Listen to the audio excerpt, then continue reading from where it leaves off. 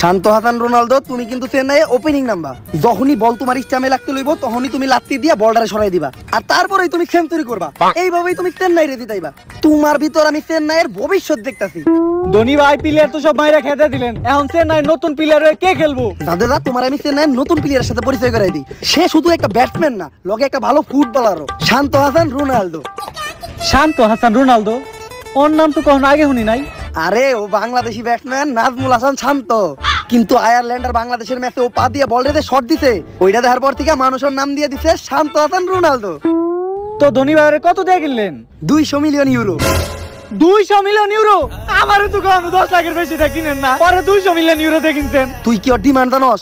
ওর ওই শট দেখার পর থেকে ফুটবলের সব বড় বড় club, Manchester United, Manchester city, এমনকি পিএসজি পর্যন্ত এমবাপ্পের বাদ দিয়া নাজমুল হাসান শান্ত হাসান রোনালদোরে দলে নিতে চায়। খালি পাপড় ভাইয়ের লগে আমার ভালো পরিচয় ছিল দেখা, তাই পাপড় বাইরে 150 মিলিয়ন ইউরো দিছি, আর ওরে 50 মিলিয়ন ইউরো, মোটমাট 200 মিলিয়ন ইউরো দিয়ে ওর দলে কিনছি।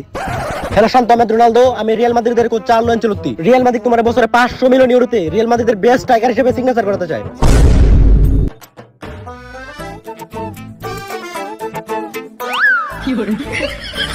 শান্ত হাসান রোনালদো 500 মিলিয়ন ইউরো লেগে চেন্নাই ফিরে গেল।